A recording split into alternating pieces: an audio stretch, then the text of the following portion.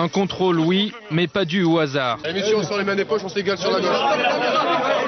Il y a 2 heures, plusieurs de ces adolescents étaient en garde à vue.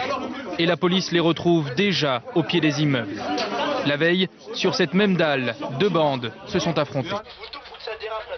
L'année dernière, dans l'Essonne, 78 affrontements entre bandes rivales ont été recensés.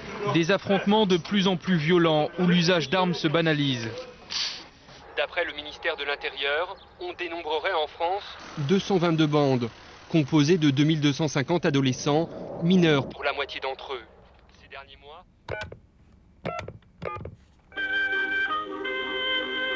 Vous êtes en communication avec le ministère de l'Intérieur. En fait, je cherche à parler à une personne qui est à la sous-direction de l'information générale. Vous voulez l'avoir sur quoi? J'ai lu dans la presse que la SDIG a édité un rapport d'une 30aine de pages qui recensait en fait dans toute la France 222 bandes. Et une majorité, visiblement, se trouverait dans l'Essonne et en Seine-Saint-Denis. Oui. Donc je voudrais savoir si ce rapport, il est accessible. Oh non, je pense pas qu'il soit divulgable en extérieur. Dans la presse, il y a eu des extraits de ce rapport qui ont été édités. Alors ça, c'est une communication qui a été faite par le ministre de l'Intérieur en personne. D'accord. Et ce Je peux pas rapport... vous dire si le rapport est public ou pas dans son intégralité, ça je peux pas vous le dire. Et si jamais il y a des parties qui sont communicables, le ministre de l'Intérieur, il a le droit de communiquer sur tous les sujets sur lesquels il souhaite communiquer. Dommage. J'aurais bien aimé l'avoir, ce fameux rapport, histoire de comprendre comment le ministère de l'Intérieur s'y est pris pour recenser un nombre aussi précis de bandes. 222. Mais qu'est-ce qu'une bande au juste? Selon ce rapport, la majorité de ces bandes séviraient en Seine-Saint-Denis et en Essonne. J'ai grandi dans l'Essonne, plus précisément dans les quartiers des Pyramides à Évry et du Canal à Courcouronnes. À l'époque, j'entendais déjà parler de ces histoires de bandes, d'embrouilles, de morts. Mais qu'en est-il aujourd'hui? La situation doit être alarmante, puisqu'en s'appuyant sur le rapport des 222 bandes, le gouvernement préparait même une nouvelle loi afin de stopper les violences urbaines, la loi anti-bande. Mais qui sont ces jeunes au juste? Et pourquoi dérivent-ils ainsi? Pendant 1 an, je suis retourné dans ces quartiers avec ma caméra pour essayer de comprendre le phénomène des bandes et aussi ses conséquences. Monsieur le maire, il y a la sous-direction de l'information générale, en fait, ils ont publié un rapport d'une 30aine de pages qui recensait 222 bandes dans toute la France. Est-ce que vous avez entendu parler, vous, de ce rapport? Enfin, j'en ai entendu dans les médias, mais j'ai pas été prévenu ni par la préfecture, ni par la direction départementale des services police que nous étions concernés. J'ose imaginer que les villes concernées à proprement parler par ces bandes ont été contactées directement. On nous explique qu'on met les maires au milieu de la question de sécurité, donc j'espère pour eux qu'ils en ont été prévenus, que le cas échéant, s'ils ont une bande référencée à Courcouronnes, ils auraient l'amabilité de me prévenir. Vous en pensez quoi de cette liste de 222 bandes? J'en sais rien. Enfin, j'ai d'abord un petit peu comme pour la jeunesse, quand on se pose la question de ce que c'est que la jeunesse, c'est quoi une bande? Est-ce que c'est des gamins qui foutent le bordel dans un quartier dans des cages d'escalier? Est-ce que c'est une bande mafieuse organisée pour faire du trafic de shit? Est-ce que c'est une bande organisée parce qu'elle vole des sacs à main de petites dames? Est-ce que c'est une bande organisée parce qu'elle fait des braquages? Je sais pas ce que c'est cette bande, voilà. Nous, on a eu des phénomènes de bandes dans nos quartiers qui étaient des regroupements. Alors ça a été parfois des regroupements ethniques. Je me souviens de la période des Zoulous, par exemple, à la fin des années 80. Il y avait les skins en face, d'ailleurs, hein, c'était un peu sociologique, tout ça. Aujourd'hui, je sais pas ce que sont ces 222 bandes. Je sais absolument pas à quoi elles correspondent. Je suis pas certain, en tout cas, que le qualificatif soit le bon. Décidément, je ne suis pas le seul à me demander ce que sont ces bandes. Courcouronnes est une ville de 15 000 habitants. La plus grande partie de la population ne réside pas au centre-ville, mais dans le quartier populaire du Canal, situé de l'autre côté de l'autoroute, à 2 km de là. Au Canal, 90% des habitations sont des logements sociaux. Le taux de chômage y est particulièrement élevé et touche principalement les jeunes.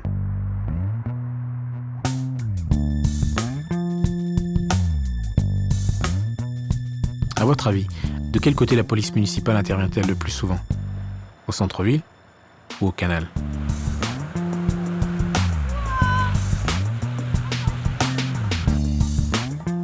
Ici, comme dans beaucoup d'autres cités, les murs recouverts de blazes, de surnoms, d'insultes, racontent à leur manière une autre histoire. Une histoire non officielle de la ville. Celle des jeunes et de leur rivalité dont ni les rapports, ni la presse ne peuvent rendre toute la complexité.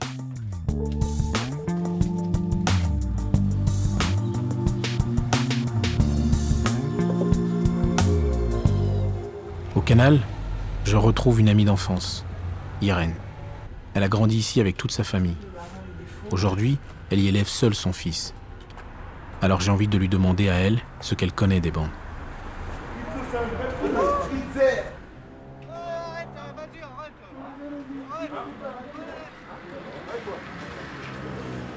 Ça, c'est mon QG, ça. C'est mon quartier général ici.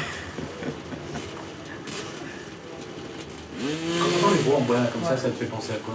Il y a des jours où j'ai envie de prendre de l'eau chaude, de leur balancer dessus. Puis il y a des jours où je m'en fous un peu. Là, aujourd'hui, ça va encore. Ils sont pas encore trop bruyants. Quand tu dis ils, tu parles de qui en fait? Pas de tous ces jeunes là qui sont en bas. On dit souvent, tu sais, dans le quartier, il y a des guerres de bandes, il y a une guerre de gangs. Qu'est-ce qui se passe exactement en fait ici? Je ne sais pas si c'est des gangs ou des bandes, mais ouais, c'est vrai qu'on a eu des épisodes tragiques ici. Parce que les gamins du canal, quand ils croisaient ceux de l'autre côté, ils se tapaient dessus et vice-versa. Et donc c'est quelque chose qui a quand même créé beaucoup de blessés, quelques morts, et toujours des jeunes entre eux en fait.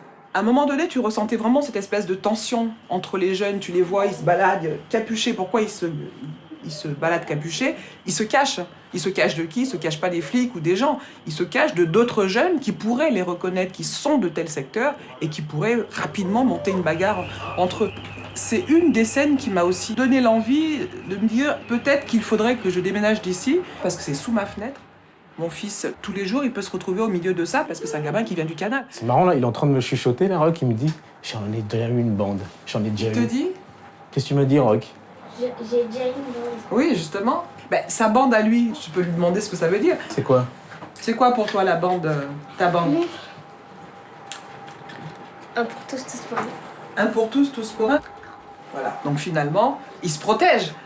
Mais à se protéger, ça peut aller très loin. Et je crois sincèrement que c'est ce qui se passe. C'est pas des bandes organisées ou des gamins qui sont hyper violents. Mais de naturellement aller se défendre, ça prend des proportions justement, je trouve qu'ils sont... Enfin, c'est effrayant quoi de voir des gamins qui, pour un rien, vont se mettre des couteaux, ou qui vont même se taper dessus à coups de barre, à coups de... Enfin, je vois pas l'intérêt.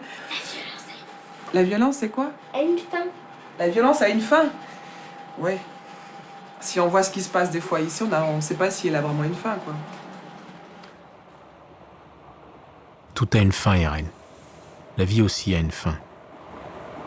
Le 1er mai 2006, à minuit 50, une bagarre éclate entre des jeunes du canal et des jeunes du quartier des Pyramides, faisant une nouvelle victime.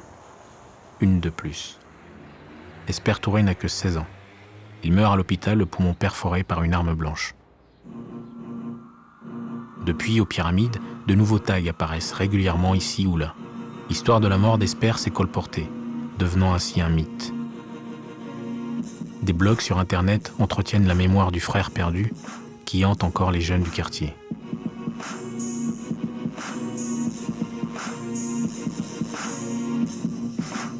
Alors chaque année, à l'anniversaire de sa mort, les grands du quartier des Pyramides improvisent un grand jeu pour se souvenir d'Esper. Pierre Aboya, mais aussi pour apaiser les esprits, pour que les plus jeunes n'aillent pas en découdre avec ceux du canal.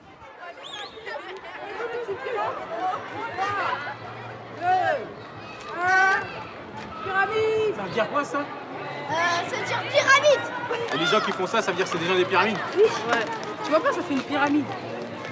À tous les futurs footballeurs et à tous les futurs pilotes d'avion, à tous les futurs médecins, à tous les futurs mannequins, à tous les champions.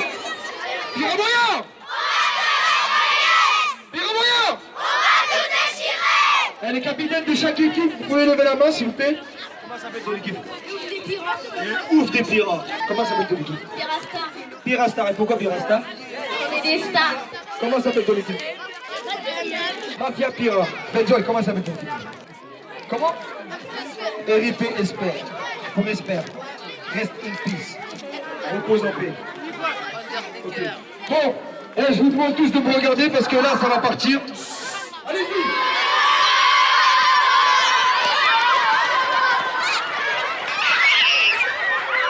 Là, aux Pyramides, j'ai vu, il y avait plein de tags des fois, genre les OGC, les PGS. Ouais.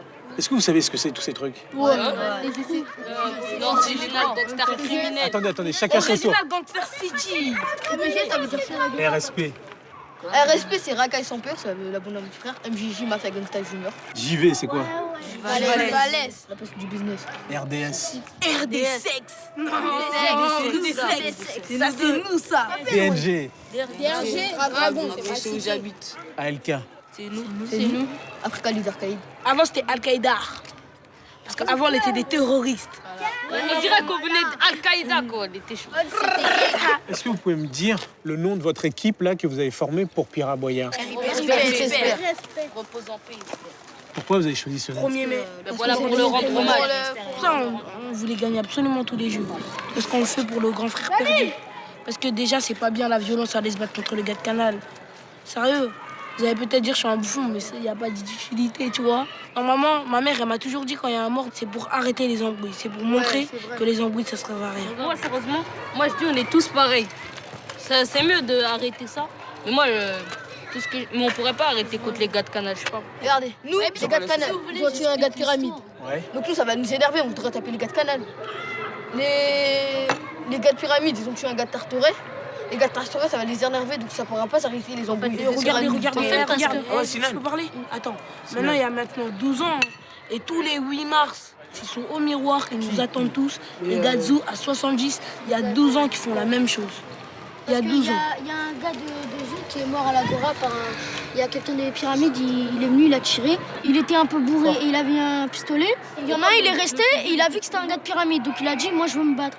Le gars de pyramide, il était bourré, il a sorti une arme, il a tiré dans la tête et il est mort juste à côté du cinéma. Et moi j'étais avec mon copain et Kelad et je passais en poussette avec ma mère. Et c'est ma mère qui m'a raconté comment ça s'est passé. Mais vraiment, moi, je commence à avoir peur parce que maintenant, tu vois, on a l'âge maintenant. On grandit. C'est quoi l'âge? On grandit. On se déplace de quartier. On a l'âge on a l'âge de stop contre les gars de Canal, Tartaret. Ouais, mais moi, je veux pas faire ça. C'est quoi l'âge? C'est quoi l'âge de se battre? Mais c'est en fait d'être dans les embrouilles, mais non, on veut pas être dans les embrouilles comme les grands. En fait, moi, je me préoccupe pas trop des embrouilles. Moi, pour l'instant, mon but, c'est le foot. C'est l'avenir. Ouais, l'avenir. Les petits LK sont toujours ensemble en fait. Est-ce que ça fait d'eux une bande? Mais une bande de quoi? Une bande de potes? Eux, ils disent pas bande, ils disent équipe. Lorsque j'ai découvert le blog des ALK, j'ai aussi découvert d'autres blogs, ceux des grands. Des blogs de plusieurs dizaines d'équipes de la région parisienne. Est-ce à partir de ces sites que le ministère de l'Intérieur a établi son recensement des 222 bandes? En tout cas, sur Internet, on trouve, classés par région, par ville, par quartier, des groupes de jeunes qui se mettent en scène, cherchant à s'impressionner et à se défier les uns les autres. Mais dans quel but? Ces embrouilles de quartier n'apportent pas d'argent. Il n'y a pas de butin de guerre. Deuxièmement, c'est pas du tout politisé. Il n'y a pas de revendication. Ce sont des gens qui se ressemblent. Et qui, s'ils habitaient l'autre quartier, traîneraient ensemble. Ces embrouilles de quartier s'intègrent dans un champ des réputations. Moi, j'appelle ça un champ des réputations, très informel, où il s'agit de faire parler de soi, de son groupe ou de son quartier. Et la réputation liée aux embrouilles, elle apporte à certains un statut social que personne, à ce moment-là, n'arrive à leur apporter. Ni les familles, ni les éducateurs, ni le monde professionnel, ni les élus, personne n'arrive à répondre. Alors, il faut bien se mettre dans la tête des jeunes et bien comprendre comment ça fonctionne. Une fois qu'ils ont fait parler d'eux, c'est du prestige, c'est du pouvoir, c'est de l'estime de soi. Et c'est pour ça que, d'une génération sur l'autre, ça continue. Et des fois, ça s'aggrave. Et si ça s'aggrave, c'est dans ces embrouilles, il y a une logique de surenchère. Et on en arrive à des histoires qui prennent de plus en plus d'épaisseur, de plus en plus de conflits, et qui se traduisent dans les mobilités des jeunes par des frontières bien claires. Une carte mentale que eux connaissent très bien entre des lieux autorisés, des lieux à risque et des lieux interdits.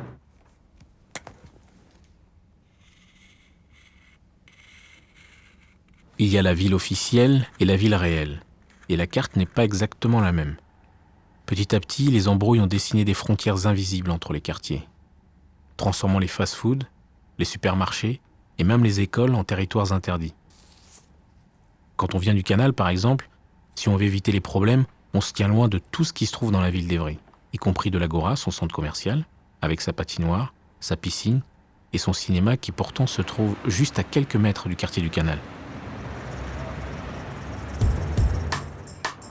Alors les jeunes squattent inlassablement les mêmes endroits, avec le hall d'immeuble et la cage d'escalier comme seul horizon.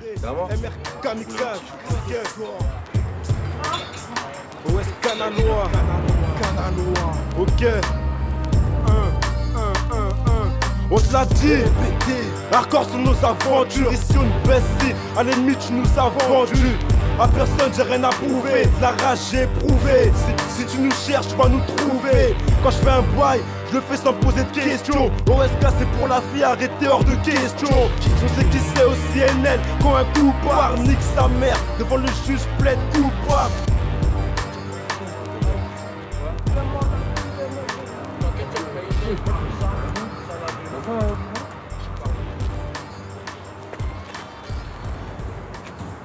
OSK du bitume, ça veut dire quoi, OSK du bitume? Official Staff Criminel. OSK. Scaron, tu peux me dire comment le groupe il est né en fait? À la base on était 5, tu vois. Ça marchait bien, tout se passait bien, tu vois. Après, il y avait d'autres potes, tu vois, ils sont revenus, parce qu'il y avait différentes embrouilles avec différents quartiers. Donc on devait se réunir pour, tu vois, pour résister à l'ennemi, tu vois. L'OSK, tu vois, c'est une famille. Et ça veut dire quoi là, le fait que vous soyez une famille? La famille, tu vois, c'est comme eux, c'est comme mes frères, tu vois. Je peux tout faire pour eux, tu vois, je peux faire des trucs de ouf pour eux, tu vois. La famille, tu vois. Tout sur tout le monde. Ça, c'est des liens, on se connaît depuis la maternelle, tu vois, depuis longtemps. On se connaît trop bien. Ça, tu vois. Est-ce que tu peux me raconter par exemple quelque chose qui a prouvé que c'était vraiment la famille?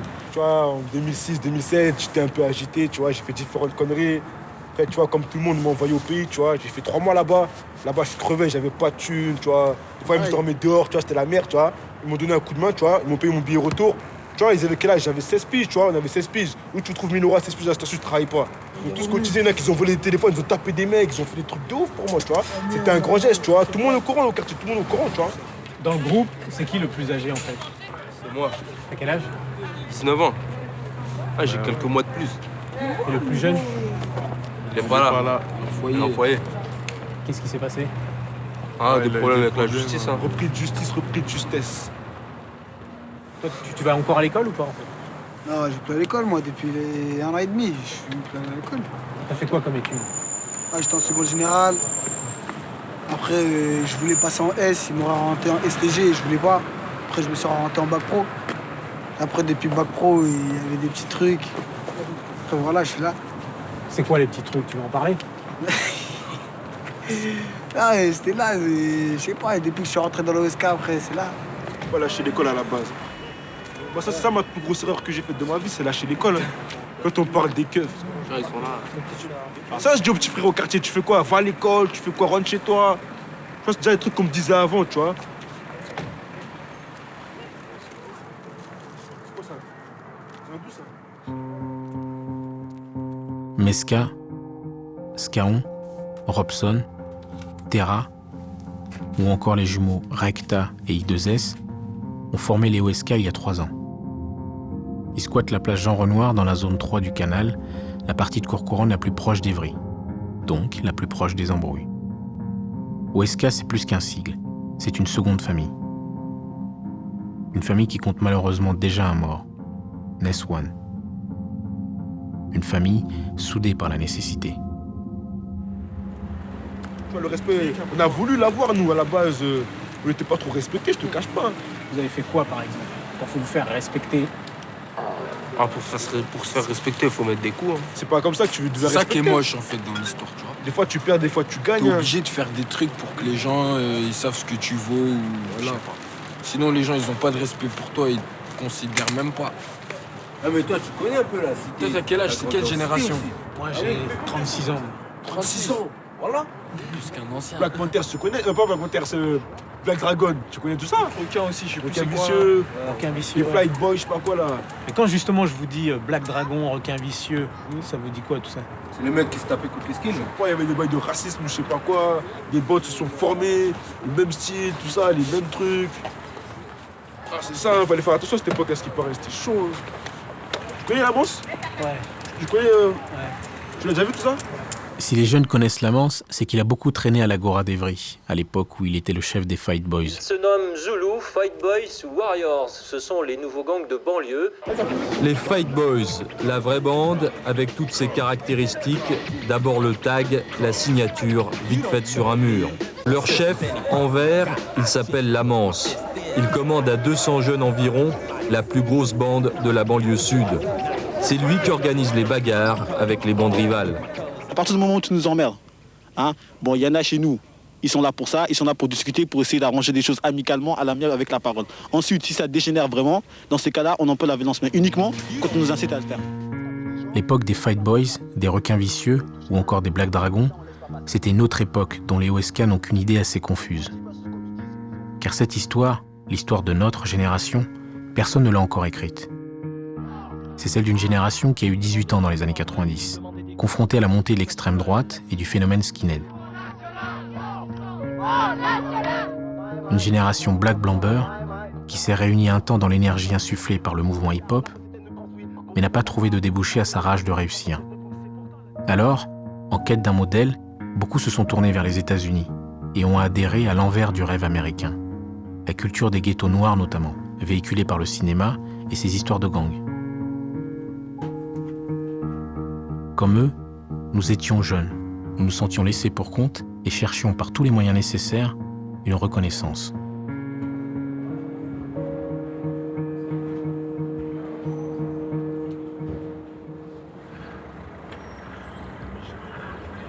À l'époque des Fight Boys, Lamance Mazzou a fait plusieurs séjours en prison. Aujourd'hui, il y revient de temps en temps, mais c'est pour parler avec les jeunes délinquants et leur faire part de son expérience. Chacun d'entre vous, ceux qui ont arrêté l'école, est-ce que c'est pas parce que quand ils regardaient dehors, ils voyaient que les mecs qui traînaient dehors et tout, vous avez l'impression qu'ils étaient bien, qu'ils manquaient de rien? Ouais, quand j'étais petit, moi je pensais ça. Je vais vous dire un truc, il y a beaucoup de mythomanes dans les quartiers. Et il y a plein de petits qui se font bobiner par des mecs plus grands et tout, qui leur font croire qu'ils ont de l'argent, ils ont des voitures, ils ont tout. Mais en vérité, dans un quartier, même dans une ville, il y a un mec qui gagne vraiment de l'argent. Le reste là, c'est les petits mythomanes et tout, qui trafiquent, qui s'achètent des voitures à 2 ou à 3, qui les revendent, qui font un petit billet, etc. et tout, ou qui font leur petit trafic de shit, etc. et tout. Et c'est comme ça qu'ils pourrissent la mentalité de gamins qui sont plus jeunes et tout, en leur faisant croire des choses. Pourquoi t'as décidé de sortir de la délinquance? Franchement, tant qu'il y a eu les bandes et la construction du gang et tout, je me posais pas vraiment de questions. Et à un moment, c'est vrai qu'on peut considérer que j'avais eu beaucoup de choses. J'avais de l'argent, les gens faisaient absolument tout ce que je voulais, je pouvais obtenir tout ce que je voulais gratuitement. Et c'est là, tout d'un coup, j'ai vu tout ce qui était autour de moi différemment. J'ai vu que finalement, les gens, quand ils me respectaient, c'était de la crainte avant tout. Et j'ai compris qu'en fait, ces gens-là, ils avaient peur de moi, mais je voulais pas qu'ils aient peur de moi. Et c'est à partir de là que ça a commencé à tourner dans ma tête et tout. J'ai commencé à réfléchir et tout. Et je me suis dit, ouais, que finalement, aussi loin que j'avais pu aller, c'était peut-être pas ce qui me convenait à moi. Est-ce que vous vous reconnaissez dans ce qu'il vous raconte là Non. Pourquoi non? Parce que c'est pas la même génération. Qu'est-ce que ça change? C'est qu'il n'y a pas de gang maintenant. Ouais, c'est pas des gangs. Par exemple, on va pas traîner avec des mecs du 7-7. On va pas se balader à 50. Voilà. On va se balader que la bande. Avec les mecs de ton quartier. Voilà. Et eux, ils n'avaient pas besoin de bien se saper, toi. Parce que tout à l'heure, on a vu les vidéos, c'était chaud quand même. En fait, c'est pas différent pour les raisons que lui avant. C'est différent parce que leur mentalité, elle a changé énormément. C'est une génération, en fait, qui est beaucoup moins patiente que ma génération ou la génération de mes parents.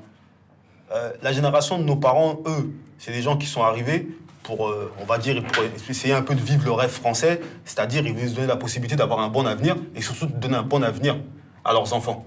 Donc pour ça, c'était des gens qui étaient prêts à baisser la tête. Faut pas avoir de problème, faut pas avoir d'ennui, il faut rien dire, il faut pas répondre. Quand il y a eu le problème de l'apparition du Front National et des skinheads, etc. et tout là, moi, je me souviens de nos parents qui nous disaient non, laissez tomber, etc. et tout, ça va passer comme si ça allait passer comme ça. Ben, contre ça, il y a des jeunes qui se sont insurgés et des gens qui sont insurgés pour être les premiers chasseurs de skins. Faut pas vous bluffer, les mecs. C'était pas des Noirs et des Arabes, c'était des Blancs, des Français. C'est eux les premiers qui sont levés pour se battre, pour défendre vos frères, vos sœurs, mes frères, mes sœurs, etc. et tout. Après, petit à petit, il y a commencé à avoir des Noirs, des Arabes qui sont rentrés dedans, etc. Ensuite, c'est arrivé les gens de ma génération. C'est nous, je pense, qui avons tout fait foirer, on a vraiment fait n'importe quoi. Au départ, tout était positif. Le mouvement hip-hop, quand il est arrivé, il nous apportait des valeurs qui étaient vraiment positives. Mais là, on est avec quel âge? 15 ans, 16 ans, on était très jeunes encore et tout, et très influençables. Et quand plus tard, les films de bandes et de gangs qui sont arrivés par la suite et tout, on a simplement voulu reproduire ça et vivre ça, sans vraiment réaliser les conséquences et tout. Et c'est là où je dis que je considère qu'on a complètement foiré le truc. Et après, quand ça s'est calmé et que chacun a fait ce qu'il avait à faire et tout, il y a eu une espèce de moment que je qualifierais de zone tampon où pendant quelques années, il n'y a rien eu. Et puis subitement, il y a commencé à avoir des histoires de quartier. Donc après, se sortir de tout ça, c'est un long travail en vérité. C'est un long travail. C'est un travail auquel doivent se mêler les grands du quartier qui sont prêts à s'investir pour faire des choses et tout, les gens qui peuvent travailler dans les médiations, la mairie, les policiers. Il faut un vrai travail de fond. Parce que sortir de tout ça, ça peut prendre des années pour certaines personnes. Si on ne sort pas facilement des embrouilles de quartier, c'est qu'elles fonctionnent aussi comme un engrenage. Une fois lancées, impossible de les arrêter. Quand en 2006, Esper Touré meurt des suites d'une altercation entre un groupe du Canal et un des Pyramides, ce sont tous les jeunes des quartiers, qu'ils soient d'Evry ou de Courcouronnes, qui en subissent les dommages collatéraux. H24 de ma zone, si tu fais un mauvais pas, mon official te dégomme. Ils vont être percés dans le foot, c'est pour ça qu'ils ont la haine. Pour les jumeaux, Tarek et Issam, de l'équipe des OSK, les embrouilles ont commencé au lendemain de la mort d'Esper, quand ils étaient encore au collège Paul-Éluard, à Évry. En fait, moi et Issam, on a fait 5 ans là-bas, parce qu'on a redoublé notre 3e. Tout s'est bien passé, rien du tout, on connaissait même les gars d'Evry. Bonjour, ça va, tranquille, on rigole avec eux, on joue au ping-pong avec eux, on mange avec eux. Un dimanche, un samedi soir, il meurt d'Esper, mois de mai. Un jour, on est parti quand même au collège le lendemain, en fait, un lundi, on est parti tranquille. On partait de ça, groupé, hein. On voyait tout le monde pleurer, tout le monde nous regardait trop mal, comme si c'est nous qui l'avons tué. Mais c'est pas nous qui l'avons tué, wesh. Mais attends, il s'est passé quoi, en fait, un jour? Un pote, il s'appelle Abdellah, qui me disait, il y a ton frère qui est en train de se faire embrouiller. En fait, il était en train de se faire tenir comme ça. Maintenant, on est partis, nous aussi, on dit, c'est mon frère, je vais voir ce qui se passe. Je dis, ouais, y a quoi? On me dit, ouais, Dupont, tu veux quoi, Dupont? Ah, les filles rigolent, ça, là. C'est là que c'est parti en bagarre. Maintenant, je leur ai dit, écoute, respectez-moi, là, je veux savoir, y a quoi? Il me dit, nique ta mère. Redis-moi, nique ta mère, ça va partir. Il me redit encore, nique ta mère. Bah là, j'ai pas osé, coup de poing, là, c'est parti, ça, c'est on a été virés. Et depuis ce jour-là, c'est là où ça a commencé, là et là-bas. De tout le canal contre là-bas, en fait. Non, pas tout le canal, c'est la guerre. Ouais, mais c'est la guerre, même là-bas, tout le canal, faut dire. Non, mais le canal, ça fait plus de 20 ans. L'Agora, c'est à côté. Hein. On va là-bas, garde à vue, comme tout à l'heure. Ce que j'ai dit, on est parti là-bas. Je suis parti à l'Agora, les garde à vue. Ouais, mais à deux. On a interdit d'aller à l'Agora, en fait. Qu'est-ce qui est interdit, genre, d'aller à l'Agora? Tu sais, c'est les embrouilles de quartier, tu vois. Les embrouilles, parce qu'on va se trouver, on va se taper. C'est les méchants. S'ils vont là-bas, il y aura des bagarres et à cause d'eux, ça va mal se passer. Parce que là-bas, c'est Évry, alors que c'est même pas à 50 mètres. Voilà l'Agora. Même si ces histoires de quartier concernent exclusivement les jeunes, elles peuvent toucher aussi le reste de la population.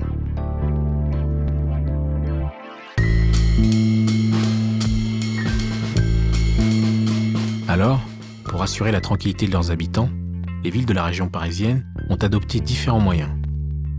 À Courcouronnes, par exemple, la police municipale a été armée.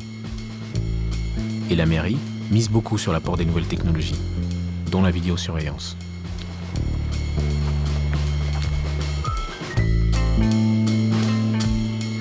Écoutez, là, le dispositif est arrivé à terme, hein, puisqu'on a mis 16 caméras. On a pratiquement le canal et puis le centre sous vidéosurveillance. Ça fait plutôt les endroits criminogènes. Et c'est quoi un endroit criminogène? C'est un endroit où on avait des troubles à la tranquillité publique, on avait des rassemblements de jeunes, où on avait des dégradations. Voilà, c'est ça. Voilà. Ouais, agrandi. Bon. Tu mets Renoir midi et puis on va l'avancer. J'ai fait des gros plans sur lui hier. Vas-y, avance. Mais comment vous savez que j'étais là en fait? Parce que il m'arrive de passer un peu de temps là. Donc je t'ai suivi à la trace. Donc vous êtes au courant de tous mes faits et gestes dans la ville depuis le début en fait. Bah ouais. Le but quand même c'est de pouvoir conserver des images un certain temps. Ce que je me posais comme question en fait c'est le fait par exemple de se focaliser sur un groupe particulièrement, est-ce que c'est pas anticiper l'éventuel délit qu'il pourrait commettre? On focalise pas, nous c'est pas nous qui squattons les halls, c'est pas nous qui dégradons. Voilà, justement, c'est marrant. Là. Avec la caméra, vous avez zoomé à un endroit particulier. Ah ben voilà, là, c'est le cas typique de Jean Renoir. J'ai été intrigué par le sac jaune. Pourquoi vous disiez quoi en fait Je sais pas, je me demandais que c'était ce sac qui était lourd et tout le monde autour. Moi j'étais à côté en fait ce jour-là. Vous voyez? Ouais. Je les salue les jeunes en fait. T'es là? Voilà. Ah d'accord. Et ce jeune qui a le sac, il sortait de prison en fait. Ah oui, mais tu vois, comme quoi... Donc finalement, avec ces images, vous avez une autre interprétation. Non, la preuve, c'est que j'ai pas fait intervenir. Hein. Je pensais que c'était du ravitaillement au niveau whisky, parce que je trouvais que c'était lourd, ou des choses pas catholiques. Mais j'aurais pas hésité si j'avais vu un truc qui me paraissait suspect. Sans problème. L'idée, au fond, que traduit ces caméras, mais que traduit ce mouvement plus global, c'est l'abandon de l'idéal de réhabilitation. Bon. L'idéal socio-éducatif. Mais c'est cette semaine ou la semaine dernière, il y a encore eu des bagarres en ce moment sur l'Essonne, sur Évry, Courcouronnes, etc. Ça chauffe pas mal, quoi. Et ça chauffe pas que dans des lieux démunis de caméras de vidéosurveillance. Est-ce que ça a empêché les échanges de coups? Voilà, c'est tout. C'est-à-dire qu'on veut plus d'encadrement humain, et c'est caricatural au niveau scolaire. Avec ce qui s'est passé à Vitry, les enseignants demandent des surveillants, on leur propose de monter la grille, de mettre en place une brigade et de mettre de la vidéosurveillance. Non. Les enseignants sont les mieux placés, là, pour savoir qu'ils ont besoin de présence humaine.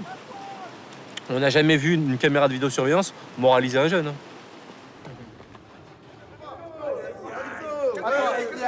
Attends, dès le début. OSK Team, efficace comme un rôle enlevé de bécane. Spécialisé, frère, dans les vols ou dans la bicrave. OSK, c'est nous, mec, que des grosses pointures. Trop de têtes comme Lucette, capuché dans une voiture. Nous, on veut la côte et c'est quoi le blé?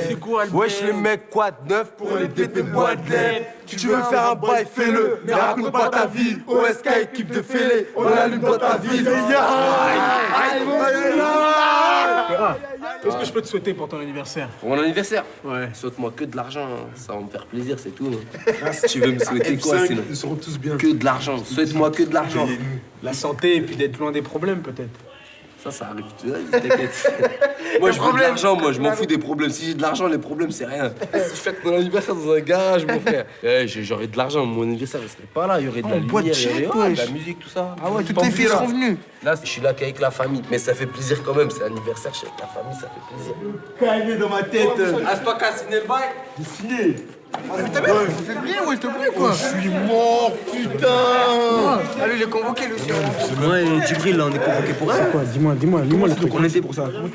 Je sais, c'est ça, il sait, parce que lui aussi, comme par hasard, On la était même partis affaire. dans un bâtiment. Dis-nous ça, là. Tu voulais Quoi, il a rien marqué, il a pas marqué le Dis-nous motif. ça, il t'a dit. Marqué le motif. Mais lui, dis ce qui est marqué, salaud. Monsieur Choukou, à l'île de Morin, je sais pas quoi, vous êtes convoqué. Ce sont des lettres comme ça, on en reçoit tout le temps, tu vois.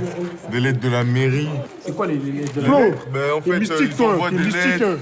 Flo, t'es mystique, gros, t'es mystique. Comme quoi, on squatte dans les halls, on fait je sais pas quoi, tu vois. Ils envoient ça à nos parents, tout ça. Là, t'as déjà reçu cette lettre-là? J'en ai reçu plusieurs. Ils disent comme quoi nos parents ne savent pas nous encadrer, des trucs comme ça, tu vois. Et que s'il y a besoin d'aide, je sais pas quoi, mais ça c'est faux, ça. Nos parents, c'est eux qui font le maximum pour nous, tu vois. La mère à Corbeau, par exemple, il allait en prison, mais tous les soirs, hein, sa mère, elle appelait, rentre, tous les soirs. C'est pas ça qui a empêché ça, tu vois. Si on a dérivé, c'est pas eux qu'il faut aller dire ça, tu vois. Autant qu'ils viennent nous voir, nous, que s'il veut parler, il vient nous voir, nous. Je ne sais pas ce que la mère de Corbeau a fait quand son fils a été en prison. Par contre, j'ai rencontré le père des jumeaux, Tarek et Issam. Je sais que pour lui, il n'est pas question de laisser tomber ses fils. Surtout qu'ils ont tous les deux un avenir prometteur dans le football. Courcouronnes, dans l'Essonne, en région parisienne, Issam Hassani, 17 ans, rentre chez lui après un mois d'absence. Et demain, c'est le lycée.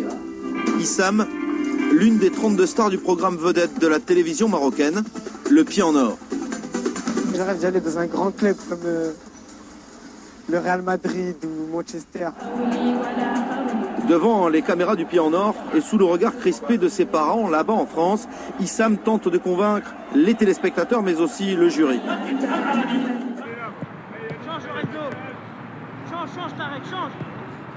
Monsieur Hassani est prof de droit dans un lycée à Paris. Pour éviter les embrouilles avec d'autres jeunes, et malgré un emploi du temps chargé, il accompagne personnellement ses enfants à chacun de leurs entraînements. Et cela depuis des années. quel moment vous êtes rendu compte que vos garçons traînaient en bande ou traînaient en groupe, quoi? Bon, ils ont commencé à traîner en bande le jour de leurs 18 ans. Et d'ailleurs, le jour de leur anniversaire, ils l'ont passé au commissariat. Voilà. Ils étaient mêlés à une bagarre, je ne sais pas quoi, je ne sais pas ce qu'ils ont fait ce soir-là. C'était pas quelque chose de très méchant, mais c'était un petit peu symbolique pour eux, le fait de dire, voilà, on est majeur, c'est terminé. Ils pensent que c'est ça la liberté. Et je ne sais pas si c'est un petit peu de ma faute, le fait de les avoir un petit peu trop gardés à la maison, trop surveillés, trop encadrés, qu'à leurs 18 ans, ils veulent enfin compenser ce qu'ils ont perdu auparavant. Justement, l'État, en fait, a un projet de loi.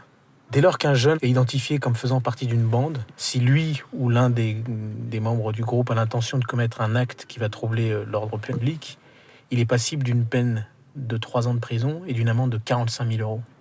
Si je vous dis, voilà, votre fils, il a été identifié comme faisant partie d'une bande, comment vous réagissez ? Mais à Cocoron, il n'y a pas de bande. Voyons. Alors, madame, monsieur, j'ai cru bon vous sensibiliser sur le comportement déviant de votre fils Issam. En effet, un groupe pouvant aller jusqu'à 15 individus dont votre fils occupe quasi quotidiennement les parties communes des résidences Eurodis et dégrade significativement le cadre et la qualité de vie des riverains, notamment en période nocturne. Quasi quotidiennement. Là, on vous reproche, en fait, de ne pas être suffisamment derrière vos enfants, en fait. Justement, c'est ça le problème. Alors je ne sais pas, je ne vais pas dire que ce sont des menaces, mais vraiment, en tout cas, ce ne sont plus des conseils, ça. Et voilà ce qu'il conclut. Dans le cas contraire, j'ai demandé à la police municipale de procéder systématiquement à son interpellation et à sa conduite au commissariat d'Evry pour suite judiciaire à donner. C'est-à-dire une garde à vue automatique. 4 cette année. Il aurait fallu dire que dans le cas où il est surpris en train de commettre un délit, j'ai ordonné à mes hommes de l'interpeller, de l'emmener. Ça serait, c'est bon, mais pas systématiquement. Et le malheur, c'est que, bon, voilà, son frère va passer au tribunal pour outrage à la police dans l'exercice de ses fonctions. Ben, vous allez voir, ça va être encore 3 mois avec sursis, 500 € à payer pour chacun des policiers municipaux. Et peut-être des tiges, travaux d'intérêt général. En plus, on a les amendes à payer au tribunal, 100 € à chaque condamnation. Plus le casier judiciaire sali, donc il n'a plus accès à aucune fonction publique. Et on le sait, on perd systématiquement les procès contre un policier. C'est toujours sa parole contre celle d'un jeune. J'ai demandé à rencontrer les murs au sujet de ça. Je me suis donné un mal fou, j'ai jamais réussi. Finalement, M. Hassani obtiendra un rendez-vous avec le maire.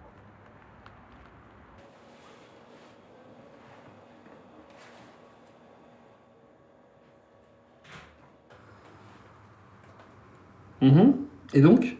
Qu'est-ce qui ne vous convient pas dans ce courrier ? Ce qui ne me convient pas, monsieur le maire, c'est ce que j'ai souligné en jaune. C'est concernant Hassani Issam. Ça, c'est de la musculation qu'il fait ici, chez vous. Ça, c'était la convocation pour son bac l'année dernière, STI, qu'il préparait. Hein. Il a passé son bac l'année dernière. Ça, c'était pour passer son permis. D'ailleurs, il l'utilise pour tige. Ça, c'est une attestation de Fleury, comme quoi il s'entraîne. Et donc, il n'est jamais ni dans la rue, ni dans les halls d'escalier ? Non. Dans votre lettre, il y est tout le temps. Quasiment, jour et nuit. C'est ça qui m'a inquiété, même en nocturne. Écoutez, monsieur Hassani, est-ce que maintenant je peux dire quelque chose ? Allez-y, je vous en prie. Je vous remercie. Je vous remercie. Nous sommes dans une ville avec un service jeunesse qui essaye de s'ouvrir à tous. En matière de loisirs, en matière d'accompagnement à l'emploi, ce qui ne veut pas forcément dire qu'on trouve des solutions pour tout le monde, et pas des magiciens non plus. Hein. Il y a des tarifications pour permettre à toutes celles et ceux qui n'en auraient pas les moyens d'accéder au sport. Il y a dans ces équipements les moyens d'avoir des tarifs réduits sur à peu près toutes les autres activités de loisirs qu'il y a à l'Agora. Bref, m'entendre dire, comme ils me l'ont dit quand j'ai été les voir, tous, hein, la bande de Renoir, c'est comme ça que je les appelle, quand j'ai été les voir dans la rue il y a quelques mois, on n'a rien à faire dans la rue, c'est plutôt pas mal. Je veux dire, la petite bande à laquelle je fais allusion, ce sont des violences, des halls d'immeubles dégradés toutes les semaines, des trafics de stupéfiants. Il y a un de vos enfants qui, il y a 1 an tout juste, a été interpellé dans ce cadre-là. Je vous arrête tout de suite, monsieur le maire. Je vous défie, parce que je les suis même au tribunal, je vous défie de me sortir, de me dire que c'est un trafiquant de stupéfiants et qu'il a été arrêté il y a 1 an. Ça, jamais. Il a été arrêté, oui, mais pour outrage et rébellion. La plupart de leurs condamnations, c'est rébellion et outrage. Rébellion et outrage. Rébellion et outrage. Monsieur, on ne peut pas le prouver. On a demandé les caméras à chaque fois devant le tribunal et on n'a jamais voulu reproduire les images de cette rébellion. Je n'ai pas de conseils à vous donner, monsieur Hassani, mais en tant que parent, j'attendrai pas de la justice qu'elle me donne des preuves. Vous voyez ? Voilà, j'inverserai la tendance. C'est-à-dire que je pourrais peut-être partir du principe que juste, il est possible que mes enfants soient pas sages, quoi. Donc, vos enfants sont régulièrement ou ont été régulièrement interpellés pour outrage ou rébellion. Et tout ce que vous venez me dire aujourd'hui, c'est critiquer la méthode, critiquer ou la police, ou les uns, ou les autres. Mais nom d'un chien, commençons déjà par discuter avec ces jeunes, que les parents, et vous en l'occurrence, preniez déjà vos responsabilités. Je vous redis juste que, 1, il arrive encore que vous ayez 1 ou 2 enfants dans les cages d'escalier. Que 2, oui, conformément à ce qui est au courrier, ils sont surveillés. Et qu'un jour ce ne sera pas pour outrage ou rébellion qui tomberont. Que 3, oui, à menacer ou à faire de la provoque avec les autres quartiers, ce qui est valable pour les autres quartiers, hein, c'est pas en sens unique, hein, c'est en double sens, mais les 2 quartiers sont responsables. Un jour ça finira mal, et je vous souhaite pas. Donc vous pouvez venir avec tout un tas de papiers, moi je vous tends la main, ou alors vous acceptez le fait qu'il faut qu'on fasse un travail sur vos enfants, et je veux bien qu'on le fasse ensemble, on le fait déjà nous puisqu'on accueille les tiges, ou alors vous considérez qu'on fait pas bien les choses. Vous prenez vos responsabilités, mais je vous le dis, vous pouvez pas vous le promettre. Moi, je peux vous promettre qu'un des 2 Hassani était cet après-midi dans les cages d'escalier. Je peux vous le dire. Voilà.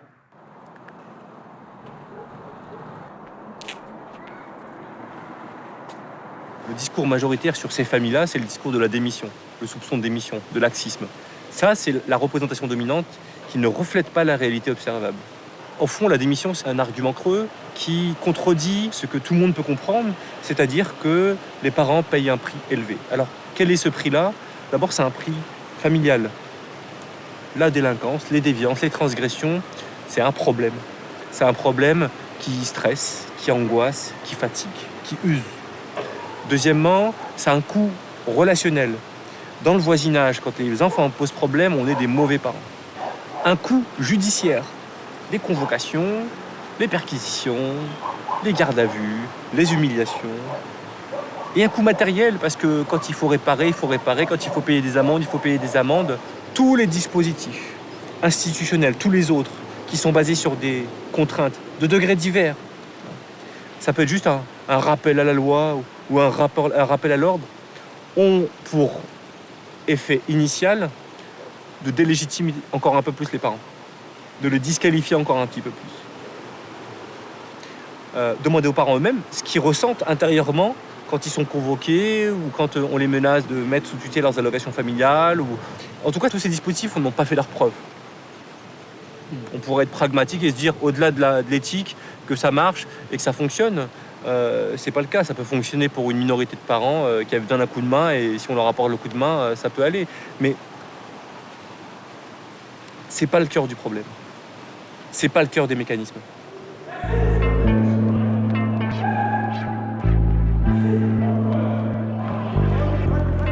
C'est quoi le cœur du problème alors ? Je regarde les jeunes, je passe du temps avec eux, je les écoute. Ils me racontent le chômage, le sentiment que rien n'est fait pour eux dans la ville, les conflits incessants avec la police et les embrouilles. Toujours les embrouilles.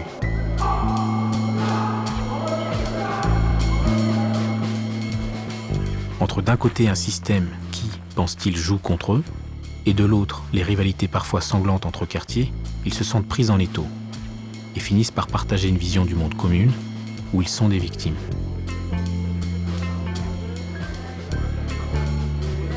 Quand un noir et un arabe courent, soit il a volé, soit il a fait un braco, soit il a fait un truc, c'est obligé. Et quand un blanc court, c'est qu'il a fait un footing, c'est tout. C'est ça qu'on sait. Voilà. C'est vrai ou c'est pas vrai? Tu veux qu'on fasse un test? On court devant la police? C'est fini. Là, je suis au placard, là. Déjà, par jour, on se fait contrôler au moins 4 ou 5 fois par jour. Tu vois ce que je veux dire? Ils viennent, ils touchent bien la bite, là, ils t'écrasent bien la bite pour bien que tu t'énerves. Après, voilà, c'est ça. Tu vois, ils font style, je sais pas quoi, mais après, c'est comme ça que ça part en couille. C'est normal. Regarde combien de jeunes sont partis au Habs pour rien du tout. Voilà. Mais qui va entendre ça? Qui va filmer ça? Personne. De toute façon, la police, qu'ils sont en tort ou pas, ils auront toujours raison. Parce que c'est notre parole contre la loi. Et notre parole, elle vaut quoi contre la loi? C'est la merde. C'est la merde. T'es toujours coupable. Toujours. Quoi que tu dises, quoi que tu fasses, t'es coupable. On a perdu d'avance. C'est pas normal.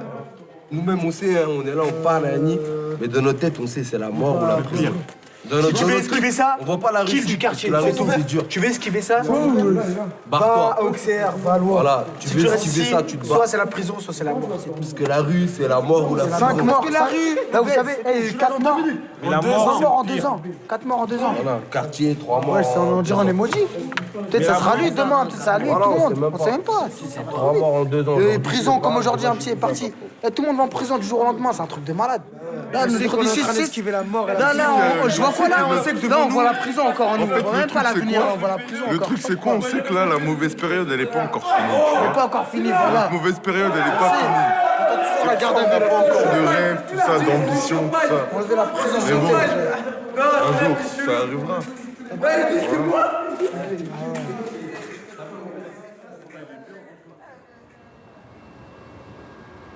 Cela fait maintenant 1 an que j'enquête.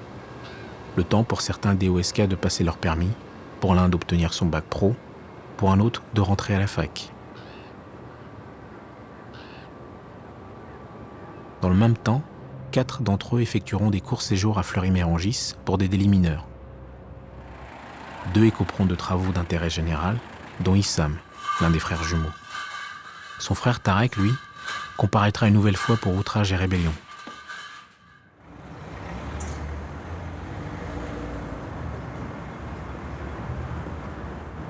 J'ai assisté au procès de Tarek.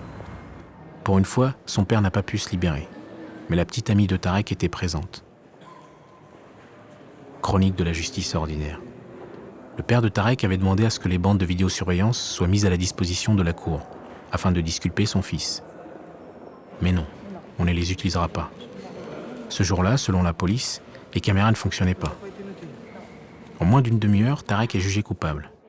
Il est condamné à 1 mois ferme et a versé des dommages et intérêts à l'un des agents de la police municipale. Son père ne s'attendait pas à autre chose. Tarek, lui, croyait encore un peu. La loi anti-bande est votée au moment où je boucle mon année d'enquête. Elle permet entre autres, en cas de soupçon de violence, de réprimer toute constitution de bande avant même que le délit ne soit commis. Une nouvelle loi. Une loi de plus? Mais pour quel résultat?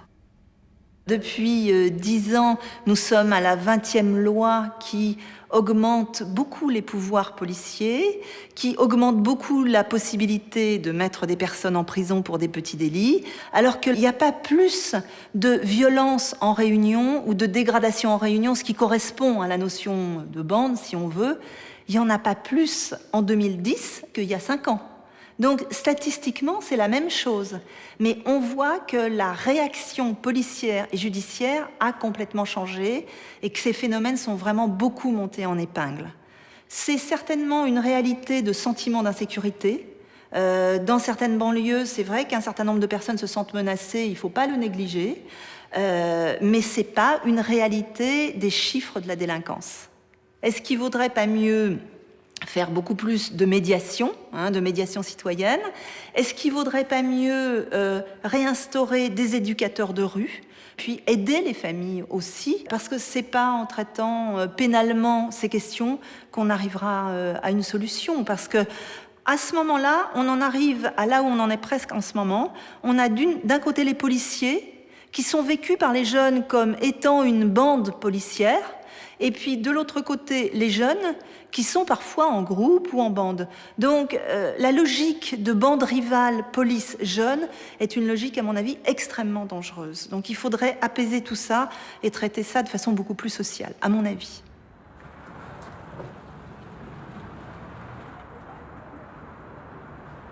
émission de télé-réalité tient en haleine tout le Maroc. Gros plan donc sur cette Foot Academy, pas comme les autres. C'est plus comme avant. Avant, on était bien, je sais pas, vas-y, il n'y a pas eu de problème, il n'y a jamais eu de problème. Là, on dirait qu'il y a trop de problèmes de justice. Ma mère, elle travaille dur pour payer l'avocat, dommages et intérêts, tout ça. Elle est venue, elle pleurait, elle disait là, je travaille de 5h du matin jusqu'à 18h. Là, ils voient que c'est un échec pour eux. Ils voient là, je fais n'importe quoi, tout ça. C'est pour ça mon père, à chaque fois, il m'emmène au foot pour éviter le quartier, tout ça. Vous voyez ce que je veux dire? Une fois, il m'a parlé, il disait j'ai honte, là, il peut même plus aller là-bas, genre au noir. À cause de ça, parce que les parents, ils parlent trop, ils vont dire ah, c'est le fils assis, nanani, Zama, il nous a mal éduqués. Alors que c'est faux, tu vois, il nous a trop bien éduqués. Tu vois ce que je veux dire? Jamais de problème, tout ça. Même quand on était au collège populaire, jamais eu des problèmes. Et c'est là, depuis qu'il y avait le meurtre aux pyramides, c'est là où ça a un peu dégénéré. Tu vois ce que je veux dire? Et là, maintenant, j'ai porté le bracelet électronique, je pourrais même plus jouer au foot. Ils m'ont laissé qu'un entraînement par semaine, wesh. Mais ça, c'est rien, ça, un entraînement par semaine. Alors moi, mon rêve, c'était le football, c'est tout. Hein. Moi, je visais pas les millions, je vais juste viser, tu vois, niveau national, Ligue 2 encore. Là, j'ai trop perdu de temps.